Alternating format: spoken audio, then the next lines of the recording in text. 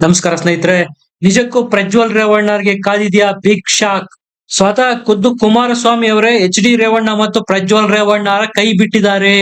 ಪಕ್ಷದಿಂದ ಉಚ್ಚಾಟನೆ ಮಾಡಲಾಗುತ್ತೆ ಅನ್ನುವ ಹಿಂಟ್ ಗಳನ್ನು ಸಹ ಕೊಡ್ತಾ ಇದ್ದಾರೆ. ಈ ಪ್ರಜ್ವಲ್ ರೇವಣ್ಣರು ಮಾಡಿರ್ತಕ್ಕಂಥ ಕೃತ್ಯ ಎಂತದಪ್ಪ ಅಂದ್ರೆ 60 ವರ್ಷದ ಮಹಿಳೆಯನ್ನು ಸಹ ಬಿಟ್ಟಿಲ್ಲ ನೋಡಿ, ಬಿಟ್ಟು ಬಿಡಿ ಅಂತೇಳಿ ಪರಿಪರಿಯಾಗಿ ಬೇಡಿಕೊಂಡ್ರು ಸಹ ದೌರ್ಜನ್ಯ ಎಸಗಿದ್ದಾರೆ. ಈ ಎಲ್ಲದರ ಬಗ್ಗೆ ಮಾಹಿತಿ ಕೊಡ್ತೀನಿ. ದಯಮಾಡಿ ನಮ್ಮ ಚಾನಲ್ ನ ಸಬ್ಸ್ಕ್ರೈಬ್ ಮಾಡಿ, ವಿಡಿಯೋನ ಲೈಕ್ ಮಾಡಿ, ಶೇರ್ ಮಾಡಿ. ಈಗ ದೇಶಾದ್ಯಂತ ಸದ್ದು ಮಾಡ್ತಾ ಇರೋ ಪ್ರಕರಣ ಪ್ರಜ್ವಲ್ ರೇವಣ್ಣ ಅವರ ಪ್ರಕರಣ. ಸ್ನೇಹಿತರೆ, ಈ ವಿಚಾರನ ಸುಲಭವಾಗಿ ಪರಿಗಣಿಸುವಂತಿಲ್ಲ, ಬಿಟ್ಟು ಬಿಡುವಂತಿಲ್ಲ. ಬೇರೆಯವರ ಹೆಣ್ಣು ಮಕ್ಕಳಿಗೆ ಆಗಿದೆ, ನಮಗೆ ಯಾಕೆ? ನಾಳೆ ಇದು ನಮ್ಮ ನಿಮ್ಮ ಮನೆಯ ಹೆಣ್ಣು ಮಕ್ಕಳಿಗೂ ಆಗಬಹುದು. ಆಗೇನು ಮಾಡ್ತೀರಾ? ಎಲ್ಲರೂ ಸೇರಿ ಒಕ್ಕೊರಲಿನಿಂದ ಇದರ ವಿರುದ್ಧ ಧ್ವನಿ ಎತ್ತಬೇಕಾಗಿದೆ. ಇಂತಹ ನೀಚ ವ್ಯಕ್ತಿಗಳ ವಿರುದ್ಧ ನಾವು ಧ್ವನಿ ಎತ್ತಲೇಬೇಕು. ಹೊಳೆನರಸೀಪುರದಲ್ಲಿ ದಾಖಲಾಗಿರ್ತಕ್ಕಂಥ ಎಫ್ಐಆರ್ ನಲ್ಲಿ ಸ್ಫೋಟಕ ಮಾಹಿತಿ ಹೊರಬಿದ್ದಿದೆ. ನೀವು ನಂಬುತ್ತಿರೋ ಬಿಡ್ತಿರೋ, ಮೊನ್ನೆವರೆಗೂ ನಾವು ಪ್ರಜ್ವಲ್ ರೇವಣ್ಣ ಅವರು A1 ಆರೋಪಿಯಾಗಿರಬಹುದು ಅಂತ ಅನ್ಕೊಂಡಿದ್ವಿ. ಆದರೆ ವಿಷಯ ಅದಲ್ಲ. ಪ್ರಜ್ವಲ್ ರೇವಣ್ಣರ್ಗಿಂತ ರೇವಣ್ಣರಿಂದ ನಮಗೆ ಜಾಸ್ತಿ ಕಿರುಕುಳ ಆಗಿದೆ ಅಂತೇಳಿ ಸಂತ್ರಸ್ತೆಯರು ಎಫ್ಐಆರ್ ನಲ್ಲಿ ಕ್ಲಿಯರ್ ಆಗಿ ಮೆನ್ಷನ್ ಮಾಡಿದ್ದಾರೆ. ಹಾಗಾಗಿ ಈಗ ಮೊದಲ ಆರೋಪಿ ರೇವಣ್ಣ, ನಂತರದ ಆರೋಪಿ ಪ್ರಜ್ವಲ್ ರೇವಣ್ಣರು ಆಗಿದ್ದಾರೆ. ಬೇರೆ ಯಾರು ಅಲ್ಲ, ತನ್ನ ಸಂಬಂಧಿಕರೇ, ಸೋದರತ್ತೆ ಭವಾನಿ ರೇವಣ್ಣ ಅವರ ಸೋದರತ್ತೆ ಮಗಳನ್ನೇ ಇಂಥ ನೀಚ ಕೃತ್ಯಕ್ಕೆ ಬಳಸಿಕೊಂಡಿದ್ದಾರೆ. ಸ್ನೇಹಿತರೆ, ಈಗಾಗಲೇ ಆ ವಿಡಿಯೋನ FSL ಗೆ ರವಾನೆ ಮಾಡಲಾಗಿದೆ. SIT ಅಧಿಕಾರಿಗಳು ಈಗ ಆಲ್ರೆಡಿ ತನಿಖೆ ಶುರು ಮಾಡಿದ್ದಾರೆ. ಜರ್ಮನಿಯ ಫ್ರಾಂಕ್ಫರ್ಟ್ ನಲ್ಲಿ ಇದ್ದಾರೆ ಅನ್ನಲಾಗಿರುವ ಪ್ರಜ್ವಲ್ ರೇವಣ್ಣರನ್ನು ಕರೆತರುವ ಪ್ರಯತ್ನವನ್ನು ಈಗಾಗಲೇ SIT ಅಧಿಕಾರಿಗಳು ಮಾಡ್ತಾ ಇದ್ದಾರೆ. ಯಾವುದೇ ಕ್ಷಣದಲ್ಲಿ ಪ್ರಜ್ವಲ್ ರೇವಣ್ಣರನ್ನು ಜರ್ಮನಿಯಿಂದ ವಾಪಸ್ ಇಂಡಿಯಾಗೆ ಕರೆತರಬಹುದು. ಬಂದ ನಂತರ ಅವರ ತಕ್ಷಣ ಬಂಧನ ಸಹ ಆಗಬಹುದು. ಸ್ವತಃ ತಂದೆ ರೇವಣ್ಣರನ್ನು ಸಹ ಇಲ್ಲಿ ವಿಚಾರಣೆ ಮಾಡಬೇಕಾಗತ್ತೆ. ಅವರೇ ಈಗ A1 ಆರೋಪಿ. ಖುದ್ದು ರೇವಣ್ಣರೇ ಈಗ ಎಸ್ಕೇಪ್ ಆಗಿಬಿಟ್ಟಿದ್ದಾರೆ ಅನ್ನುವಂತಹ ವರದಿಗಳು ಬರ್ತಾ ಇದೆ. ಸದ್ಯ ರೇವಣ್ಣ ಅವರ ಮನೆಯಲ್ಲಿ ಅವರ ಕೆಲಸದವರನ್ನು ಬಿಟ್ಟು ಬೇರೆ ಯಾರೂ ಇಲ್ಲ. ಈ ಕಡೆ JDS ಕುಟುಂಬಕ್ಕಂತೂ ಬಹಳ ಇರುಸು ಮುರುಸಾಗ್ಬಿಟ್ಟಿದೆ. ಕುಮಾರಸ್ವಾಮಿ ಅವರು ಡಿಫೆಂಡ್ ಮಾಡ್ಕೊಳ್ಳೋ ಪ್ರಯತ್ನ ಮಾಡ್ತಾನೆ ಇಲ್ಲ, ಬಿಟ್ಬಿಟ್ಟಿದ್ದಾರೆ. ಕುಮಾರಸ್ವಾಮಿ ಅವರೇ ನಿನ್ನೆ ಹೇಳಿದರೆ, ಉಪ್ಪು ತಿಂದವರು ನೀರು ಕುಡಿಯಲೇಬೇಕು ಅನ್ನುವ ಮೂಲಕ ಪರೋಕ್ಷವಾಗಿ ಈತ ಮಾಡಿರಬಹುದು. ಇದನ್ನ ತಕ್ಕ ಶಿಕ್ಷೆ ಆಗಲಿ. ಇನ್ನೂ ಹೆಚ್ಚಿನದಾಗಿ ಅವರು ಮೆನ್ಷನ್ ಮಾಡಿರೋದು, ನಾನು ಮತ್ತು ನನ್ನ ತಂದೆ ಯಾವತ್ತೂ ಮಹಿಳೆಯರಿಗೆ ಗೌರವ ಕೊಡ್ತೇವೆ, ನಾವು ಇಂಥ ಕೆಲಸ ಮಾಡಿಲ್ಲ ಅನ್ನುವ ಮೂಲಕ HD ರೇವಣ್ಣರಿಗೂ ಸಹ ಪರೋಕ್ಷವಾಗಿ ಟಾಂಗ್ ಕೊಟ್ರು HD ಕುಮಾರಸ್ವಾಮಿ ಅವರು. ಈ ಮೂಲಕ ನಾನು ನಿಮ್ಮ ಸಹಾಯಕ್ಕೆ ಧಾವಿಸೋದಿಲ್ಲ, ನಿಮ್ಮಿಂದ ಈಗಾಗಲೇ ಪಕ್ಷಕ್ಕೆ ಸಾಕಷ್ಟು ಡ್ಯಾಮೇಜ್ ಆಗಿದೆ, ಈ ಬಾರಿ ನಿಮ್ಮ ವಿರುದ್ಧ ಕಠಿಣ ಕ್ರಮ ತೆಗೆದುಕೊಂಡೇ ಸಿದ್ಧ ಅನ್ನುವ ಮುನ್ಸೂಚನೆಯನ್ನ ಈಗ HDK ರೇವಣ್ಣ ಕುಟುಂಬಕ್ಕೆ ಕೊಟ್ಟಿದ್ದಾರೆ. ಮೀಡಿಯಾದವರ ಮೇಲೆ ಗರಂ ಆಗಿರ್ತಕ್ಕಂಥ HDK ಅವರು ರೇವಣ್ಣ ಅವ್ರನ್ನ ಯಾಕೆ ನಮ್ಮ ಕುಟುಂಬಕ್ಕೆ ಸೇರಿಸ್ತೀರಾ? ನಾವು ಬೇರೆ ಇದೀವಿ, ಅವ್ರು ಬೇರೆ ಇದ್ದಾರೆ. ಅವರು ಮಾಡಿರೋ ಕೆಲಸಕ್ಕೂ ನಮ್ಮ JDS ಪಕ್ಷಕ್ಕೂ ಯಾವುದೇ ಸಂಬಂಧ ಇಲ್ಲ. ಈ ವಿಚಾರದಲ್ಲಿ ನನ್ನನ್ನು ಮತ್ತು ದೇವೇಗೌಡರನ್ನ ಯಾಕೆ ಎಳೆದು ತರ್ತಾ ಇದ್ದೀರಾ? ಉಪ್ಪು ತಿಂದವರು ನೀರ್ ಕುಡಿಲಿ ಬಿಡ್ರಿ ಅನ್ನೋ ಮೂಲಕ HD ರೇವಣ್ಣ ಮತ್ತು ಅವರ ಕುಟುಂಬದ ಮೇಲೆ ಆಕ್ರೋಶ ವ್ಯಕ್ತಪಡಿಸ್ತಾರೆ ಕುಮಾರಸ್ವಾಮಿ ಅವರು. ಇಷ್ಟೇ ಅಲ್ಲ, ಕುಮಾರಸ್ವಾಮಿ ಅವರು ಇನ್ನೂ ಒಂದ್ ಹೆಜ್ಜೆ ಮುಂದುವಾಗಿ ಹೇಳ್ಬಿಟ್ರು, ಮುಂದಿನ ದಿನಗಳಲ್ಲಿ ಇವರ ವಿರುದ್ಧ ಕ್ರಮ ತೆಗೆದುಕೊಳ್ಳಲಾಗುವುದು ಪಕ್ಷದಿಂದ ಅಂತ. ಇದರ ಅರ್ಥ HD ರೇವಣ್ಣ ಮತ್ತು ಪ್ರಜ್ವಲ್ ರೇವಣ್ಣರನ್ನ ಪಕ್ಷದಿಂದ ಉಚ್ಚಾಟನೆ ಮಾಡೋದಕ್ಕೆ ಎಲ್ಲ ಸಿದ್ಧತೆಗಳನ್ನು ಈಗಿನಿಂದಲೇ ಮಾಡ್ಕೊಳ್ತಾ ಇದ್ದಾರೆ ಕುಮಾರಸ್ವಾಮಿ. ತನಿಖೆ ಒಂದು ಆಗ್ಲಿ ಅಂತ ವೆಯ್ಟ್ ಮಾಡ್ತಾ ಇದ್ದಾರೆ.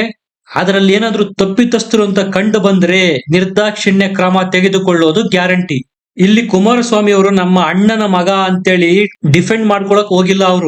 ಅವರಿಗೂ ಗೊತ್ತಾಗ್ಬಿಟ್ಟಿದೆ ಆ ವಿಡಿಯೋದಲ್ಲಿ ಇರ್ತಕ್ಕಂಥದ್ದು ಸ್ವತಃ ಖುದ್ದು ಪ್ರಜ್ವಲ್ ರೇವಣ್ಣರೇ, ಇದು ಯಾವುದೇ ಮಾರ್ಫ್ ಮಾಡಿರ್ತಕ್ಕಂಥ ವಿಡಿಯೋ ಅಲ್ಲ, ಅಸಲಿ ವಿಡಿಯೋ ಅಂತ.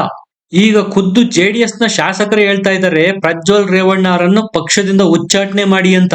ಕುಮಾರಸ್ವಾಮಿಗೆ ಈ ಬಗ್ಗೆ ಪತ್ರ ಸಹ ಬರೆದಿದ್ದಾರೆ JDS ನ ಶಾಸಕರು. ಸ್ನೇಹಿತರೆ, ಇದರಲ್ಲಿ ಮನಕಲಕುವಂತ ವಿಚಾರ ಏನಪ್ಪಾ ಅಂದ್ರೆ, 60 ವರ್ಷದ ವೃದ್ಧೆಯನ್ನು ಸಹ ಈತ ಬಿಟ್ಟಿಲ್ಲ ನೋಡಿ. ಸ್ಟೋರ್ ರೂಮ್ ನಲ್ಲಿ ಆಕೆಯ ಮೇಲೂ ಸಹ ಬಲವಂತವಾಗಿ ದೌರ್ಜನ್ಯ ಎಸಗಿದ್ದಾನೆ. ಅಂತಹ 60 ವರ್ಷದ ವೃದ್ಧೆಯ ಚಿತ್ರವನ್ನು ಸಹ ಈತ ತೆಗೆದಿದ್ದಾನೆ. ಅಸಹಾಯಕಳಾಗಿದ್ದಂತಹ ಆ ಮಹಿಳೆಯ ಮೇಲೆ ದೌರ್ಜನ್ಯ ಎಸಗಲಾಗಿದೆ. ಕೆಲಸ ಕೊಟ್ಟಂತ ಯಜಮಾನ ಕೆಲಸದಿಂದ ನನ್ನನ್ನು ಎಲ್ಲಿ ತೆಗೆದುಹಾಕಿ ಬಿಡ್ತಾನೋ ಅನ್ನುವ ಆತಂಕದಿಂದ ಆಕೆ ಸಹ ಸಹಕಾರ ನೀಡಿದ್ದಾರೆ. ಅದಕ್ಕೂ ಮುಂಚೆ ಆ ಮಹಿಳೆ ಪರಿಪರಿಯಾಗಿ ಬೇಡ್ಕೋತಾರೆ, ನಾನ್ ನಿಮ್ ಮನೆಯಲ್ಲಿ ಕೆಲಸ ಮಾಡ್ಕೊಂಡಿರೋರು, ನಿಮ್ಮ ತಾಯಿಯ ವಯಸ್ಸಿನವರು, ದಯಮಾಡಿ ನನ್ನನ್ನ ಬಿಟ್ಬಿಡಿ ಅಂತ ಪರಿಪರಿಯಾಗಿ ಗೋಗರಿತಾರೆ. ಆದ್ರೂ ಕೇಳಲ್ಲ ನೋಡಿ. ಸ್ನೇಹಿತರೆ, ನಿಮಗೆ ನೆನಪಿರ್ಬೋದು, ಸ್ಥಳೀಯ ಬಿಜೆಪಿ ನಾಯಕರು ಪತ್ರ ಬರೆದಿದ್ದಾರೆ. ಬಿಜೆಪಿಯ ರಾಜ್ಯಾಧ್ಯಕ್ಷ ವಿಜಯೇಂದ್ರರಿಗೆ ಇಂತಹ ಘಟನೆಗಳೆಲ್ಲ ಇದಾವೆ, ಪ್ರಜ್ವಲ್ ರೇವಣ್ಣರಿಗೆ ಈ ಬಾರಿ NDA ಅಭ್ಯರ್ಥಿಯಾಗಿ ಕಣಕ್ಕಿಳಿಸೋದ್ ಬೇಡ. ಇದರಿಂದ ಜೆಡಿಎಸ್ ಗಿಂತ ಬಿಜೆಪಿಗೆ ಜಾಸ್ತಿ ಉಳಿದ ಕ್ಷೇತ್ರಗಳಲ್ಲಿ ಹೊಡೆತ ಕೊಡುತ್ತೆ. ಆದ್ರೆ ಮೈತ್ರಿ ಪಾಲನೆಗೆ ಕಟ್ಟು ಬಿದ್ದಂತ ಬಿಜೆಪಿ ಅವರು ಪ್ರಜ್ವಲ್ ರೇವಣ್ಣರಿಗೆ ಟಿಕೆಟ್ ಕೊಟ್ರು. ಈಗ ನೋಡಿ, ಇದರ ನೆಗೆಟಿವ್ ಅಡ್ವರ್ಸ್ ಎಫೆಕ್ಟ್ ಗಳು ರಾಜ್ಯಾದ್ಯಂತ ಕಾಣ್ತಾ ಇದಾವೆ ಬಿಜೆಪಿಗೆ. ಬಿಜೆಪಿ ನಾಯಕರು ಆ ಸಮಯದಲ್ಲಿ HD ಕುಮಾರಸ್ವಾಮಿ ಅವರಿಗೆ ಹೇಳಿದ್ರು, ಬೇಡ, ಪ್ರಜ್ವಲ್ ರೇವಣ್ಣರಿಗೆ ಟಿಕೆಟ್ ಕೊಟ್ರೆ ಎಲೆಕ್ಷನ್ ಟೈಮ್ ಅಲ್ಲಿ ಈ ಪೆನ್ ಡ್ರೈವ್ ಪ್ರಕರಣ ಸ್ಫೋಟಕ ತಿರುವು ಪಡೆದುಕೊಳ್ಳೋದು ಗ್ಯಾರಂಟಿ. ಪ್ರಜ್ವಲ್ ರೇವಣ್ಣರನ್ನ ಬಿಟ್ಟು ಬೇರೆಯವರಿಗೆ ಕೊಡೋಣ.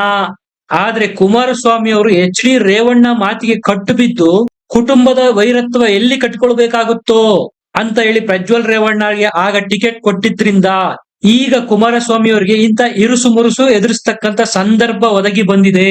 ಆಗಲೇ ಕುಮಾರಸ್ವಾಮಿ ಅವರು ಏನಾದ್ರು ದೃಢ ನಿರ್ಧಾರ ತೆಗೆದುಕೊಂಡು ನಾನು ಪ್ರಜ್ವಲ್ ರೇವಣ್ಣಗೆ ಟಿಕೆಟ್ ಕೊಡಲ್ಲ ಅಂತ ಕಡ್ಡಿ ಮುರಿದಂತೆ ಹೇಳ್ಬಿಟ್ಟಿದ್ರೆ ಈ ಪ್ರಕರಣದಲ್ಲಿ ಆಗ್ತಕ್ಕಂತ ಡ್ಯಾಮೇಜ್ ನ ಸಾಕಷ್ಟು ಕಂಟ್ರೋಲ್ ಮಾಡಬಹುದಾಗಿತ್ತು. ಈಗ ಕಾಂಗ್ರೆಸ್ಗಂತೂ ಇದು ಬಯಸದೇ ಬಂದ ಭಾಗ್ಯ ಆಗಿಬಿಟ್ಟಿದೆ. ರಾಜ್ಯಾದ್ಯಂತ ಓದಲ್ಲಿ ಬಂದಲ್ಲಿ ಮೈತ್ರಿ ಅಭ್ಯರ್ಥಿಗಳ ವಿರುದ್ಧ ಪ್ರಚಾರ ಮಾಡ್ತಾ ಇದ್ದಾರೆ. ಹಾಸನದಲ್ಲಿ ಇಂತ ಒಂದು ಘಟನೆ ನಡೆದಿದೆ. ಇಡೀ ಮನುಕುಲ, ರಾಷ್ಟ್ರನೇ ತಲೆ ತಗ್ಗಿಸ್ತಕ್ಕಂತಹ ಹೆಣ್ಣು ಮಕ್ಕಳ ಮೇಲೆ ದೌರ್ಜನ್ಯ ನಡೆದಿದೆ ಅಂತ ಹೇಳಿ ಪ್ರಚಾರ ಮಾಡ್ತಾ ಇದ್ದಾರೆ ಕಾಂಗ್ರೆಸ್ನ ಅಭ್ಯರ್ಥಿಗಳು. ಈಗ ಇದು ಬಿಜೆಪಿಗೆ ನುಂಗಲಾರದ ತುತ್ತಾಗಿದೆ. ಸ್ನೇಹಿತರೆ, ಪ್ರಜ್ವಲ್ ರೇವಣ್ಣರು ಈ ಕ್ಷಣಕ್ಕೆ ಜರ್ಮನಿಗೆ ಅವ್ರು ಅನ್ಕೊಂಡಿರ್ಬೋದು ನಾನು ಬಚಾವಾದೆ ಅಂತ, ಆದ್ರೆ ಇದು ತಾತ್ಕಾಲಿಕ ರಿಲೀಫು. ಪೊಲೀಸ್ ವ್ಯವಸ್ಥೆ ಮನಸ್ಸು ಮಾಡಿದ್ರೆ 24 ಗಂಟೆ ಒಳಗೆ ಅವರನ್ನು ಜರ್ಮನಿ ಅಲ್ಲ, ಪ್ರಪಂಚದ ಯಾವ ಮೂಲೆಯಲ್ಲಿದ್ರು ಕರೆದುಕೊಂಡು ಬರ್ತಾರೆ.